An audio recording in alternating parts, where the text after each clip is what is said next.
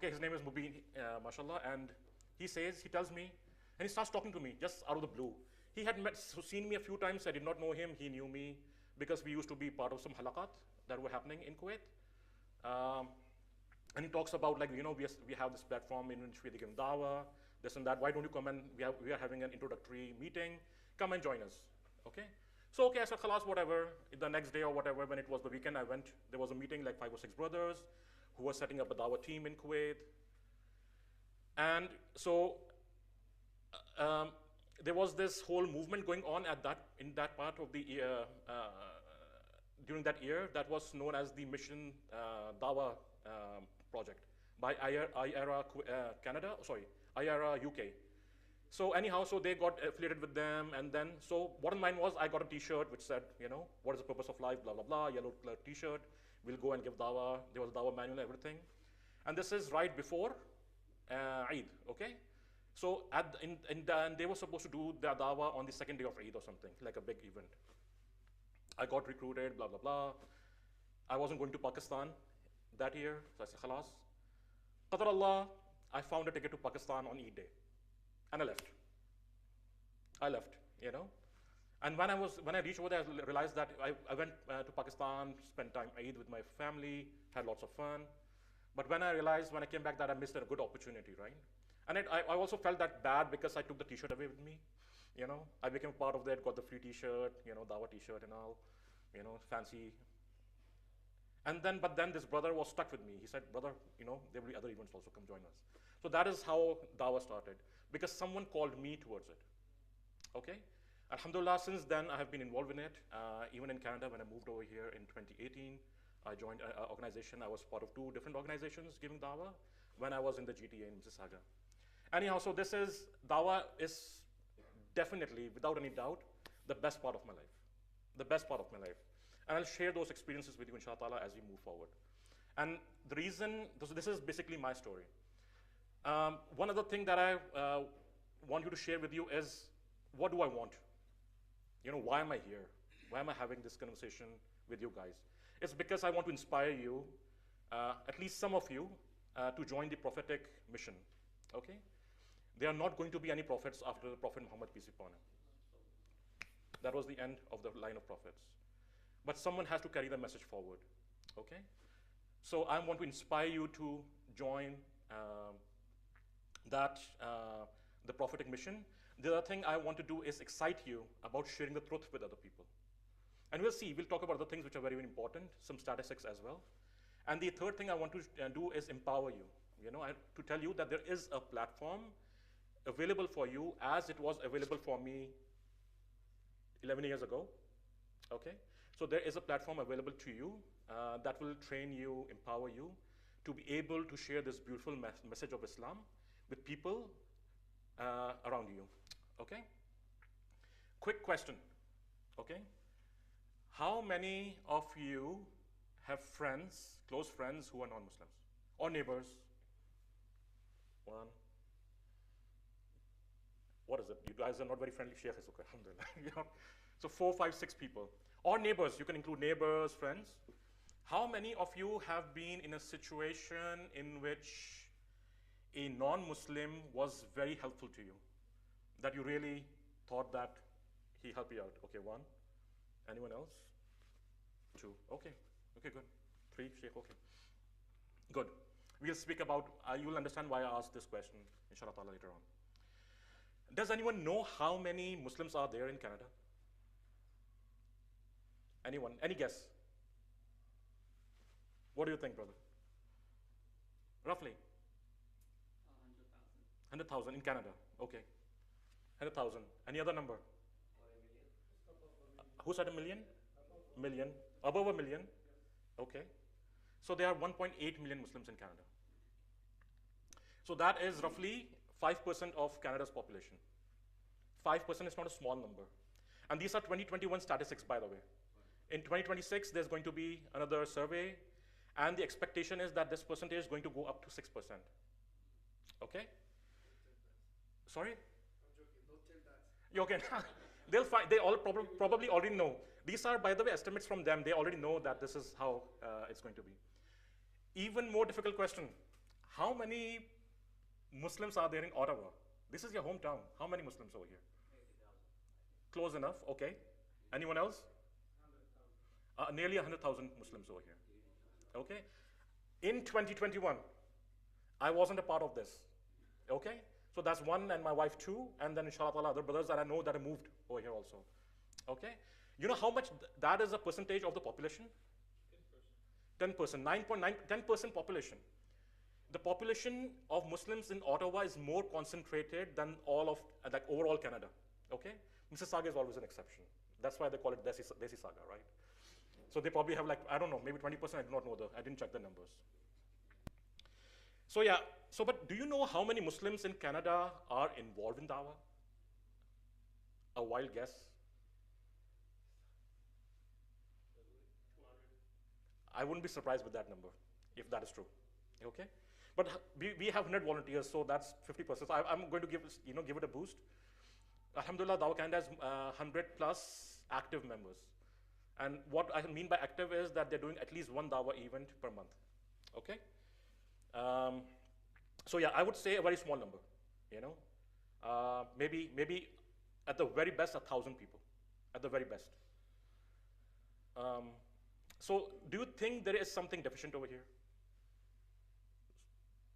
Not enough people? Do you think there are not enough people on the streets or not enough people being actively involved in Dawah? Do you agree with me, right?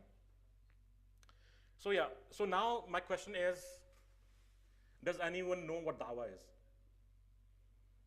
Yeah. What is Dawah? What does Dawah mean? Who wants to raise his hand? You, brother.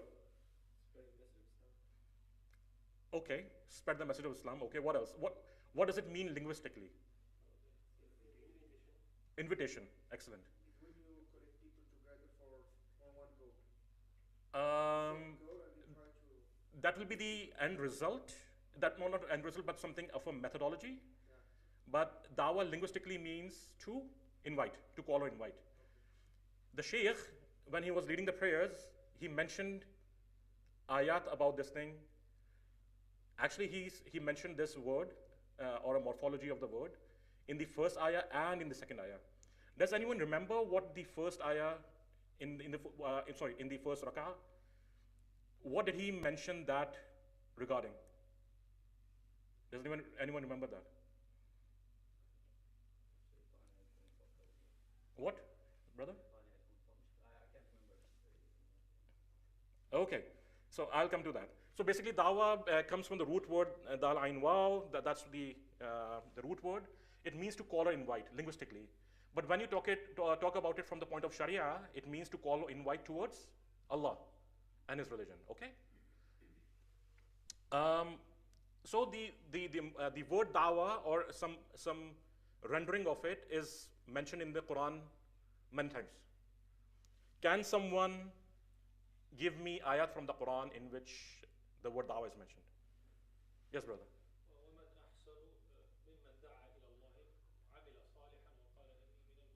Yes, close enough. وَمَنْ أَحْسَنُ قَوْلًا مِمَّنْ دَعَا إِلَى اللَّهِ. Excellent. Yes, excellent. So what else? Anything else? Anyone wants to take a try? Yes, brother. Sorry, come again? Yes, it's yad'una, so that is the same morphology. Okay, so I'll take that. I'll take that. I haven't put it on my list, but that is what when you're making dua towards Allah subhanahu wa ta'ala, I think, right? So yeah, so one of the ayat were mentioned by the Quran, by the Shaykh in his second rak'ah. So I think he mentioned he mentioned ud'u ila sabil rabbika bil hasana, right? Bil hikmah. So these are the three ayat in the Quran as an example. So they are, number one, ud'u ila sabili rabbika bil hikmah wal maw'izati al hasana wa jadilhum billati hiya ahsan. So you see the word ud'u it's a morphology of the word dawah. And what is more interesting over here is that it is it's an amr, which means it's an order from Allah subhanahu wa ta'ala. That call to the way of your Lord with wisdom and good instruction. And argue with them in a way which is better. Your Lord is most knowing. Okay, so this is So this is what it's talking about, to call towards Allah subhanahu wa ta'ala. And then there's another ayah in the Quran that which is وَلَتَكُمْ مِنْكُمْ أُمَّةٌ يَدْعُونَ إِلَى الْخَيْرِ وَيَأْمُرُونَ بِالْمَعْرُوفِ وَيَنْهَوْنَ عَنِ الْمُنْكَرِ وَأُولَٰئِكَ هُمُ الْمُفْلِحُونَ. All right? So let there be a group amongst you who call others to goodness. So the word over here is the same word, yad'una. All right? And they encourage what is good and forbid what is evil. It is they who will be successful. Okay? And then there's another way, another ayah in which this is mentioned, which says, أعوذ بالله من الشيطان الرجيم ومن أحسن قولا ممن دعا إلى الله وعمل صالحا وقال إنني من المسلمين. And who is better in speech than one who invites to Allah and does righteousness and says what? Indeed, I am of the Muslims. Okay? So there is precedence, there is the order, there is significance given to people who call towards Allah. Okay? And if you think about this, we probably say like thousands of words every day. But how many of those words are bringing us towards sin? How many of those words are actually adding any value to us? But when you call towards Allah subhanahu wa ta'ala, what is being done? Allah subhanahu wa ta'ala is giving you a higher status. And who is better in speech than the one who calls towards Allah subhanahu wa ta'ala? So there should be no doubt in a person's mind that this is something that is very, very important that we need to do. Okay? Interestingly, when the Shaykh was reading the first rak'ah, he used the same word, I think, or the morphology of dawah, but in regards to shaitan. The shaitan is the one who calls you towards the things that that does, right? There's a Sheikh Abdul Rahim Green, who is very famous in dawah circles. He famously said that you're either giving dawah or receiving dawah. One of the two things is always happening. If you're not calling someone towards Islam, towards the oneness of Allah subhanahu wa ta'ala, that person is calling you towards something which is haram, towards something which is towards the taghut, or calling you towards something which is going to be destructive for you, for your iman. What I'm trying to present over here is there is clear evidence in the Quran that this is what we need to do. Does anyone have any doubts about that? Raise your hands. No one? Alhamdulillah. Good. Is there yes, brother? Question, brother. I think tafsir of the three ayahs Yes. is targeted to different groups and audience, right? In what way? So the first one is like in the individual form, id'u, and it sounds like it's towards Prophet Muhammad sallallahu alaihi wasallam and then his follower. And then the second is like a subgroup of the ummah, لتكن منكم ummah. I think it's like a subgroup. And then the third one is like descriptive, so it can refer to all and any Muslim. Is that right? These words could be towards a Muslim or towards a non-Muslim. It could be either. Yeah. Dawah is not related just to giving Muslims, dawah towards Muslims. Dawah is open. What the Shaykh is doing over here is dawah. When you're calling towards speaking to non-Muslims, it would be dawah as well. So yeah, so all of this is basically, it's open in that sense, whether it is to a Muslim or to a non-Muslim.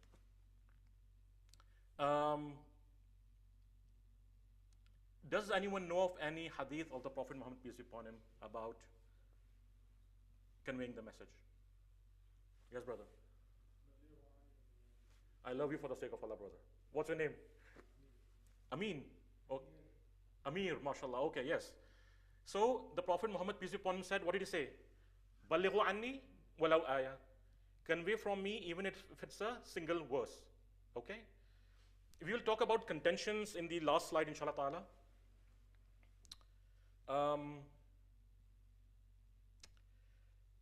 The bottom line is you don't need to be an alim to give dawah.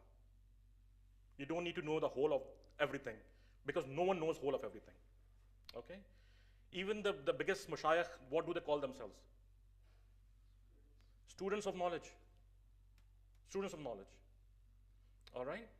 And this is their humility, because even though they have studied the sciences of Islam, of the deen, for 40 years, 50 years, they still are humble enough to call themselves students of knowledge. Okay?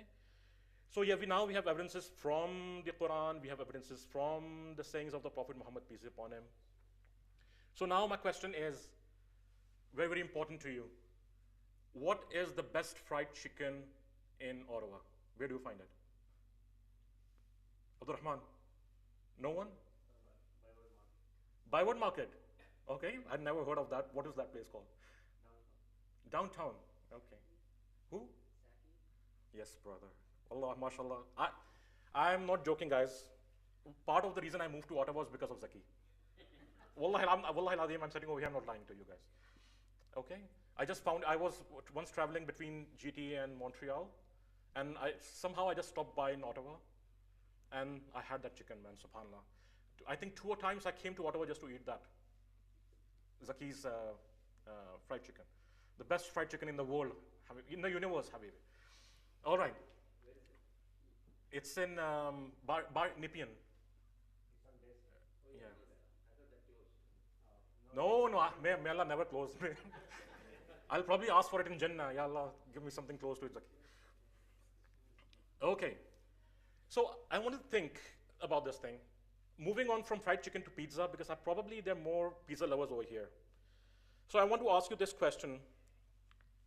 In fact, before we even go to that, I have a question for you guys actually. How many of you have actually spoken to someone or called someone towards Islam? 1, 2, 3, 4, 5. Okay. Now let me change that question. How many of you have been approached by a non-Muslim with a question about Islam? You? What was the question that was asked?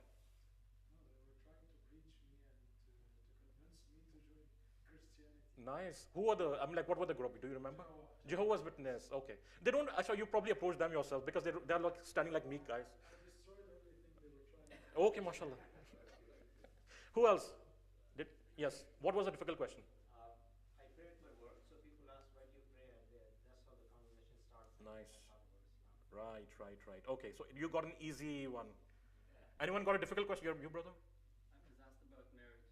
How do you meet someone without having contact with the opposite gender? No boyfriend, no girlfriend. Was it a girl asking you this question? Yeah. I once met a Sikh lady who was angry about Islam because someone she loved was a Muslim and he wouldn't marry her because she's not. So she really wasn't very happy with Islam. And that was the only contention with Islam, by the way. It's strange. Yeah, who else? Any difficult question? Yes, bro. I was asking that how can you go to hell if you do good as a non-Muslim, and if you can only go to heaven if you're a Muslim. Right, okay. So it was a friend of yours? Right. Any other difficult questions that you got? I got from my colleague. She was a French lady. She asked that why Islam allows to marry more than one lady. Okay. All right. Okay, mashallah. So you guys are experienced, mashallah. That's good. So yeah, we'll talk about that also, inshallah ta'ala. So jazakallah khair for sharing that, your experiences with me. So think about this place, okay?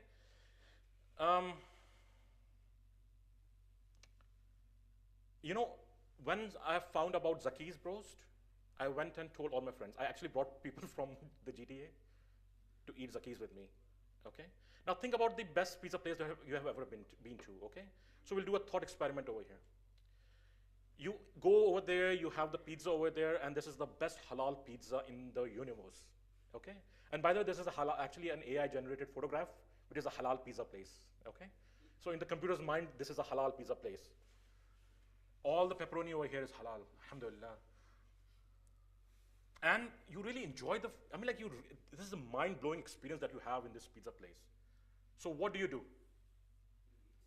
You eat? Okay, that's obvious. You make dawah, mashallah, okay. And I'll tell you a story about a guy who did dawah in Pizza Hut also in Kuwait. But later on, inshallah ta'ala. But you go and you tell your friends, dude, you have to try the pizza over there. It's the best pizza. You go to your neighbor and tell him, listen, I'm doing you a favor. You have to try that pizza place over there. Go bring your grandmother and her neighbor also.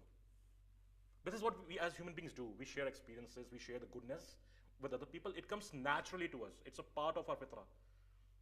Okay? How many of you would have actually done that in real life? Tell people, oh, okay, he's just cleaning his eye. Okay, I thought he was a, okay. That if you find something good, you share with other people. My question to you is, how is it that we are ready to share that pizza place or some special discount somewhere with our neighbors and friends and family? But when it comes to Islam, which is the best gift given to mankind, we want to keep it to ourselves. You want to answer that question? Why? Because religion is a very sensitive subject to open with somehow strangers. Right. And the main problem is that you will never be able to assess the reaction or how they react. Okay. So your problem is with how, not with why. So remember what you have answered me is how. No, why? Yes, why do we, my question was, sorry? I guess why shouldn't be a question. Because all the Muslims should give dawah to others. Yes, this is a rhetorical question, by the way. So I wasn't expecting a response. But why? Because like we are living in a country, Right. the whole people of this country were fed by the media that Muslims are not good people, they are bad. Yes. So it's not easy to approach someone Yes. and tell them that okay, Islam is good, whereas they've been fed all their life about Islam is bad, right? Interesting. Shouldn't it be more the reason to do that thing? To remove misconceptions about Islam? Well, it is, but like as my brother said, Yes. you don't know the reaction, Mm-hmm. So this is one thing that kept you like not approaching this with others, Right. Okay, I hear you. I can understand why. So this is what you're saying is this is shortcoming from our side, that we're not able to do that. Either we are afraid, we are afraid of the reaction from the other person, and so on and so forth. But what is the right thing to do? The right thing to do. What is the right thing to do? Yes, bro. I think the right thing starts like the silent da'wah, be the best role model as a Muslim Okay. before speaking out. I want you to hold that thought. Park it for now. We will come to that in the last slide. If I forget, I want you to remind me of this thing. Inshallah. What's your name, brother? Muhammad. Oh, mashallah. Okay, Muhammad. Okay. I'll have some water first. Okay, interesting reactions. Okay, good. So this was an idea for what I was thinking about is like positive reinforcement, that this is something that we are ready to share things with other people which are beneficial to them out of the goodness of our heart. But there's some things, but Islam, when it comes to Islam, we are trying to hold it to ourselves because of whatever reason, either we are afraid or we just don't care enough, maybe, I don't know. It could be different for different people. But I want you to think about, take these things away and think about that. What does it make you? And then we'll go to the next slide, inshallah ta'ala. Does anyone know what a labyrinth is? What is a labyrinth? Yeah, a maze. Yeah, a maze. Americans, okay. Oh, Canadians, sorry, my bad. So this is what a maze is, okay? Has anyone ever been in a maze? No? Yeah? Did you ever get lost in it? Okay, you did, okay. Muhammad, okay, perfect. So I want to do a thought experiment with you guys, okay? What is it called in Arabic? Mataha, with a ta. Or ta. Mitta. Mataha. Okay. There's one on this street. Really? I have not been enough over here, but I can understand the joke though. There's one. Really? Oh, they really? I don't know. Okay. the church next door, Okay. and they have this. Oh wow. It's not the best idea to put it next to a religious institution, but okay. Because you walk, there is one in Saunders Farm. I have no idea what that is. It's some public. Okay, all right. Okay, cool. Then you guys know what this is. So I want to do a thought experiment with you. You are invited to go through a maze. Okay? You're invited to come with your friends and family, gather to find your way through it. Okay? So you go, you bring your friends, you bring your family, you go and enter the maze, okay? Trying to find your way through it. Qadar Allah, it catches fire. All right? And there's fire everywhere. People are getting scared. People are yelling. You know, they do not know what's happening. There's smoke everywhere. It's difficult to see. Suddenly, you look below, down, and you see that there is a paper over there. You pick it up, and you see it's a map of the maze. You say, okay, I know how to get through. That shows you the way out. You pick up that paper and you run like crazy and you get out over there, leaving all your friends and family behind. Because of that fire, everyone burns to death, dies. My question is, what are your thoughts about this person? Who said selfish? Selfish. What else? Irresponsible. What else? Would you like to have a friend like that? Would you love a person like this? Would you have severe negative thoughts about this person? Right? Selfish, irresponsible. I don't know, he panicked or not, he ran and found a solution. So think about this thing. If people do not die on Islam, where do you think they're going to end up? Where? Is any of them going to end up in Jannah? On a normal scale, not someone who is Ashab al-Fatra, but the normal general people who know about Islam. The fire of this dunya is nothing compared to the fire of the akhirah. You know why? Because of the intensity, number one. Number two, in this world, you will probably die in an hour, half an hour, your pain ends. Maybe in 5 minutes or 10 minutes, whatever it is, you know. May Allah protect us all from such a ending and protect us from the fire of the hereafter also. Think about the fire of the hereafter. It's going to go on for ever. It's a never-ending punishment. Never-ending punishment. Now put yourself, Allah subhanahu wa ta'ala gave you the roadmap, the solution to your problem of how to go through the maze of this dunya and end up in Jannah. If you keep it to yourself, then you can choose the best name for yourself by yourself. I don't need to give it to you. Think about the name that you can think of and the attribute that you want to give yourself and give it to yourself, because this is exactly what you're doing. Yes, brother? But the roadmap is open for everyone. Yeah. It's just they are not looking. Yeah, but you can't really, if this person could have said the same thing, you could have found it also. I found it, so I'm going to run away with it. You know, if we were amongst the people who this person brought in, we will not accept that excuse.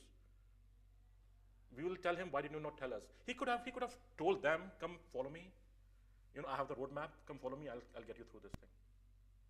But people know about Islam. Yes. Why they are not looking? No, maybe they need to be told. You will be surprised at how many people are convinced about Islam also, but they don't take the step because no one told them to. No one told them to. No one invited them to it. So this is our responsibility. But they are adults. They are Yes. responsible like us. Yeah. They have all the resources Right. to go to look. Yes. It doesn't take away from the fact that you never did your job also. Whether they accept Islam or not accept Islam, it was never our decision to make to begin with. Hidayah is from whom? Only from Allah. That is why that hadith that we mentioned, Ballighu anni walau aya, the Prophet Muhammad peace upon him say, convey from me. He did not say convert them. He said convey from me. It's always conveyance. It's always udu, invite. This never that you have to force them to accept Islam. Because why? La ikrah fid din.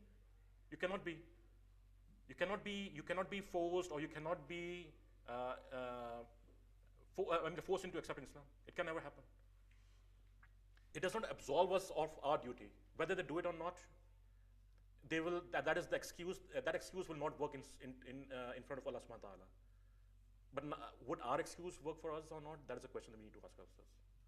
But the question before, like in the time of Muhammad sallallahu alaihi wasallam, Right. they didn't have like internet and all these Right, But right now, the information is there for everyone. right. It just, they don't look. Um, well, actually, see, at least I'll tell you. No, actually, there's a lot of similarity between this today's time and the time of the Prophet Muhammad peace upon him. At least even in that day, at least they had the intellect, the akal, to know that a cow is not a god. A the 360 idols that they had in the Kaaba were not gods. So they had the akal, but they still did not do it. Right? It's not just about that. It's about, at the end of the day, they have a responsibility and you have a responsibility. All right? The Prophet Muhammad could have, peace upon him, could have said, well, they should have known better not to worship idols. You know, they had the akal to do it. So why should I call them towards Islam? No. No, but the information was not available. Like someone was living. I understand your point, brother. I understand your point. Okay. Yeah, I understand what you're saying. What I'm saying is that it's not really, it doesn't absolve you of your duty. No, but Dawah back was to take the message and Right. dispatch it everywhere. Right. But now the information is already dispatched everywhere. Okay, so let me ask you a counter question now before we move on. Do you think that if you are right, if you go through a maze like this, you just run away and you say, well, they could have found their way through it because they have the internet. They could have just sat over there, connected to the internet, find the way through, or use Google Maps to get out of this place. Would you have made that excuse for that you're okay, you did the right thing? I'm Good. not saying it's an excuse, but I'm Right. like, like giving my point of view. Excellent. Jazakallah khair for that. Yeah, so I'm going to move on now. Sorry, brother, just park that for now. I have 5 minutes to cover this up, inshallah ta'ala. So now, this is something that I wanted to convey with you guys. I'm going to run a small video, which gives you a glimpse of what Dawah Canada is, and what is it that they do on the streets, etc. So there are photographs in it. So I hope you, inshallah ta'ala, enjoy that.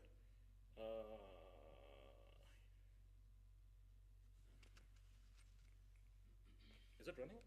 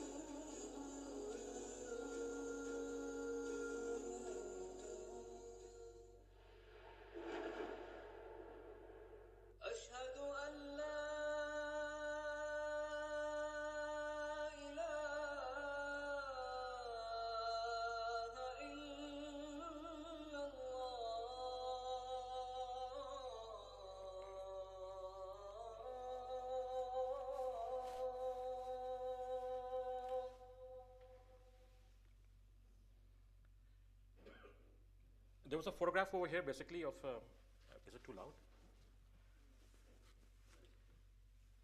Of, of a kid also, if you saw. That was a 13-year-old kid who accepted Islam at Rido Center, where we do Dawah.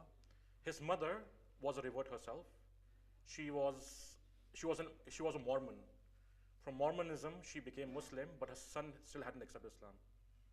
Okay, so she was passing over there. She brought him with us. We had a small conversation, like half an hour, 45 minutes. And alhamdulillah, at the end of it, he was convinced. So I asked her mother, like, are we allowed to take the Shahada? She said, but she was so happy about it, and alhamdulillah. So that was like 13 years, the youngest Shahada that I have seen happening over here, alhamdulillah. So that was the picture in which, like, we loved talking about Islam. So that was the picture over there. Alessandro, I think his name was. Anyhow, so yeah, so this was an introductory session, basically. Something that just to, it's like a teaser to a trailer or to a movie. But the roadmap of Islam is, roadmap to our training is larger than this, alhamdulillah. And as Dawah Canada, we do train people. So by the way, all our services, we don't charge anything for anything, all right?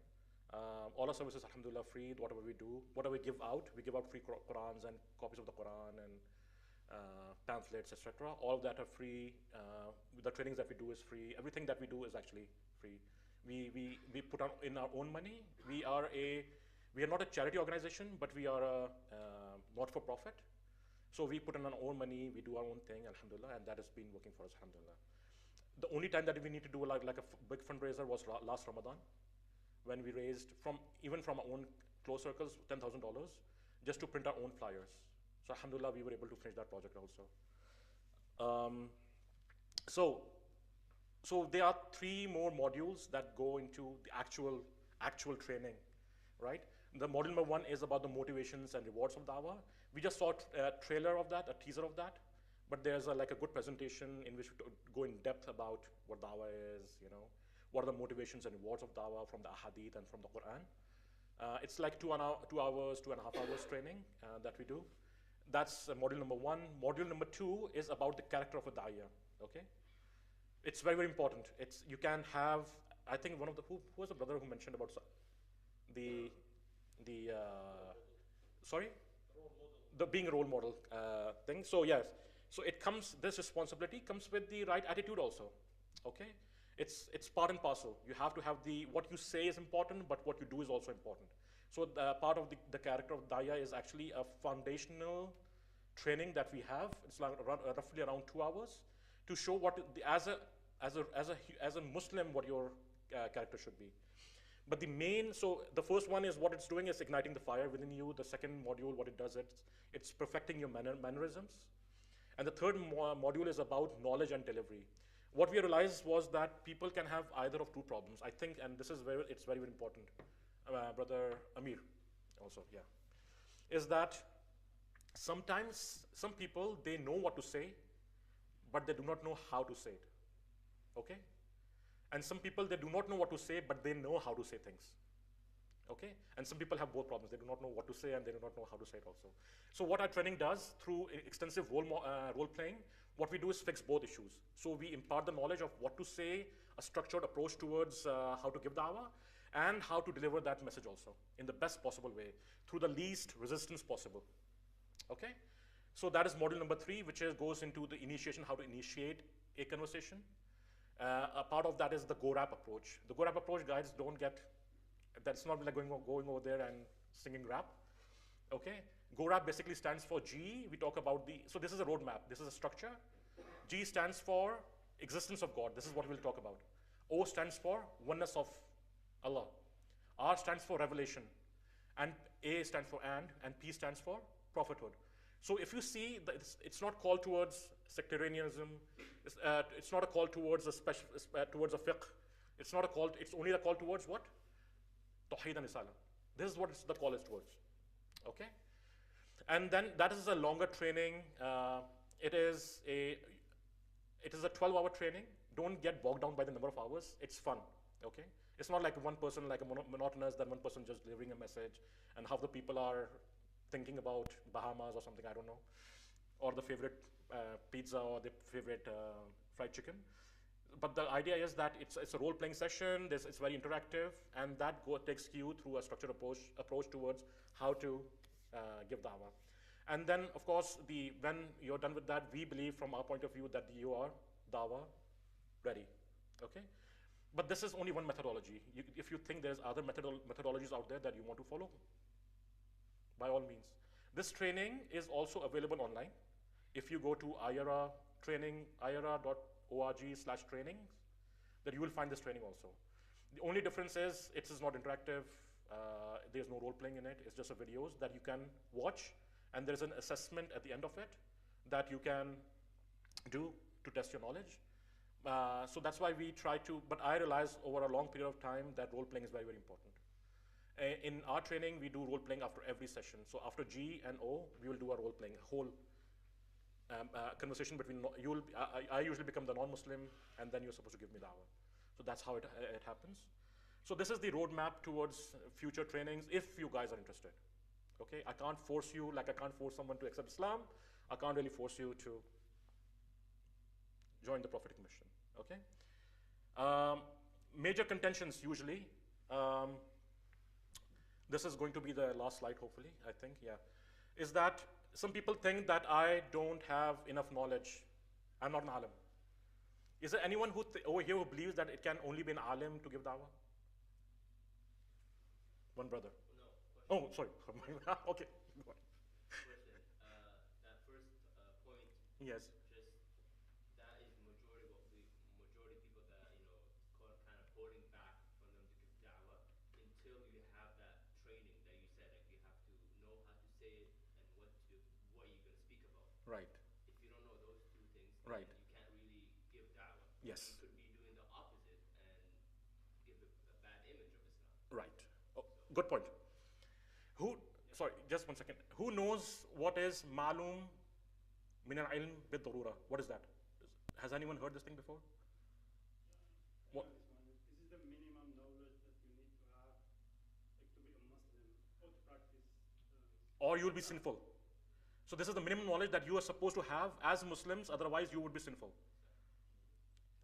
In this part of the world, the ulama would tell you that if you do not know how to convey the message of Islam, conveying the message of Islam is a part of ma'loom min al-ilm bid-darura. By necessity, you need to know this thing. In this part in the Western world, in the non-Muslim country that you're living in. So you should. How many of you understand the Ayatul Kursi? One brother, two brothers. How many of you understand Surah Al-Ikhlas? Surah Al-Ikhlas basically is the epitome of the Tawheed of Allah subhanahu wa ta'ala. That's it. You don't need to know anything else. You just need to talk. That's why the Prophet Muhammad, peace upon him, said, Ballighu anni walau ayah, if it's a single verse. You know a whole surah, that's 4 verses.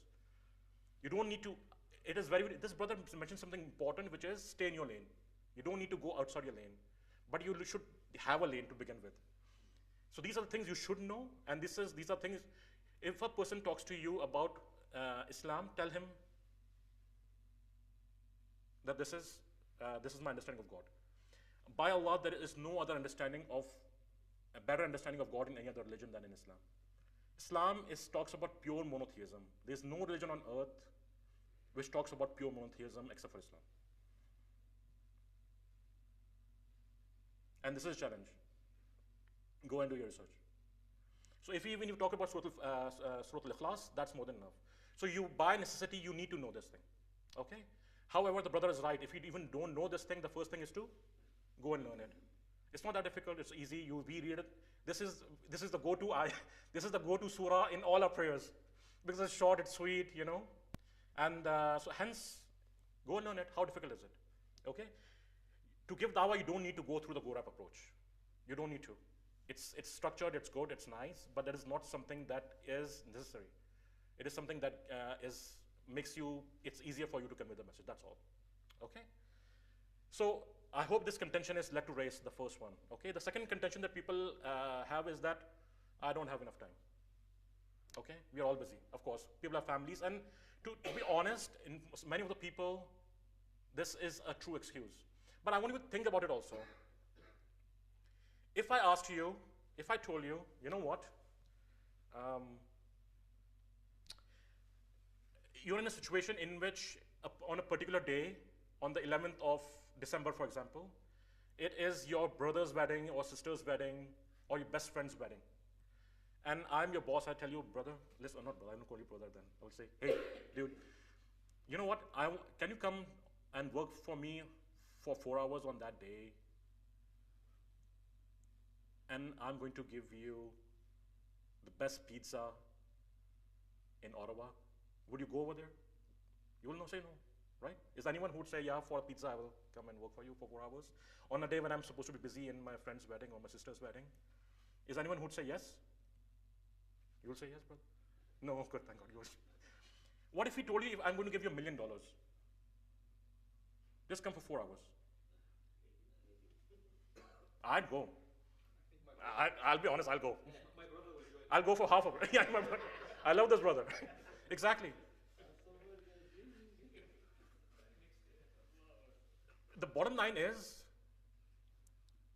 when the why is known, when the why, W-H-Y is known, the how becomes easy. The how becomes easy. We'll find a way. We'll find a way. Well, man, I know it's your wedding, man. Dude, I'm going to give you $500,000 as a gift. Keep $500,000. Just, he'll understand. For 1/10 of that, your friend will understand, your sister will understand, your brother will understand. So think about this thing. Now, put yourself in that situation. You're going to, if you knew the rewards of dawah, what you can get from Allah subhanahu wa ta'ala in return for that, you will make time, dudes.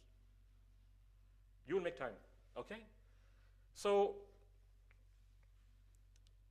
we should focus on Muslims first. This is also a common contention that people have usually. The answer is very simple. If the Prophet Muhammad, peace be upon him, spent all his time just on the Muslims, how many desis are here? How many desis? One desi. Very few desis, okay. 5 desis. The desis will be probably sitting in some mandir somewhere. Very likely. Wallahu alam. Because the message won't spread. Even in the time of the Prophet Muhammad, peace be upon him, people were not perfect human beings. They made mistakes, People stole, people did zina, people did other wrong acts. They were human beings, they made mistakes. Just perfecting them and spend all the time just on them, Islam would never spread. You have to balance both things. And brother, what was your question? Jazakallah khair. That was a very important point. I did not mention it over here. Is that focus on the Muslim? That was the mannerisms of a Muslim. Who amongst all the Muslims had the best manners? The Quran is testifying to that. The Quran is testifying for that. What else? لَقَدْ كَانَ رَسُولُ اللَّهِ أُسْوَةٌ حَسَنَةٌ. Did the Prophet, peace upon him, just have good manners and just sit relaxed? People are going to accept Islam? No. He called them. He called them actively. He actively went out, going to their houses, inviting them to his house for his own family, for example. Going to the top of the mountain, calling people. He was actively involved. I'm not saying that you should not have good manners. That is something very important. We should have good manners not because of dawah, we should have good manners because of Islam. As Muslims, we should have good manners by default. So, it's important. You can't, remember the Prophet Muhammad, peace be upon him, did not just give dawah through his good manners. He did the active dawah. Good manners helped, and then actively calling out. So these are like some contentions that Muslim brothers usually have, so I have covered them, so that we'll have less questions. So I'm going to probably stop over here, inshallah ta'ala, and leave the floor to questions, inshallah ta'ala, if you have any. Any questions? Feel free. Yes, brother. Yeah, my question regarding the knowledge, because Yes. I've been watching, I don't know if you know him, Uthman Farouk. Mm-hmm. He's very known in Dawah, and he's Yeah. going around the world and teach, like there's a lot of videos for him on YouTube. The way how he talks to people about Islam, he approached them through their Bible. Right. He knows the Bible, like every single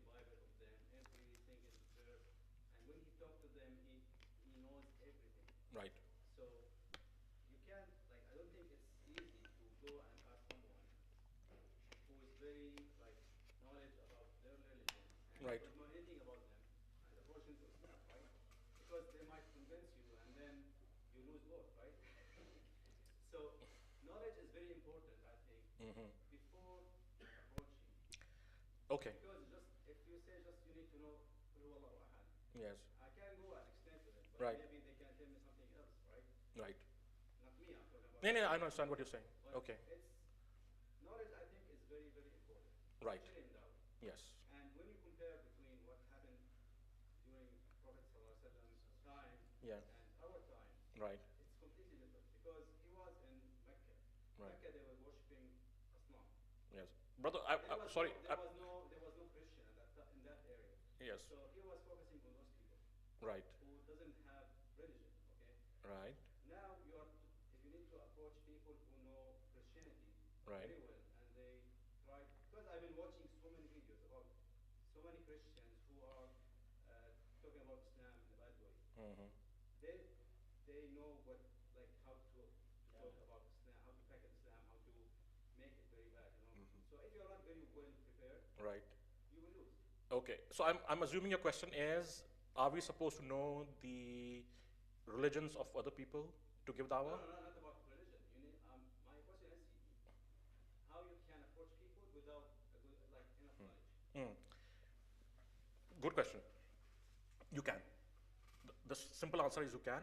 And in fact, you should. If you asked Sheikh Uthman bin Farouk, he will say, my dawah is from the Quran. My dawah is not from the Christian books. What you see in videos is only part of the spicy stuff. The spicy stuff, you know? It's that spicy stuff sells. Okay? So don't, they are at Balboa Park for hours. And you probably see like a 20-minute video of that.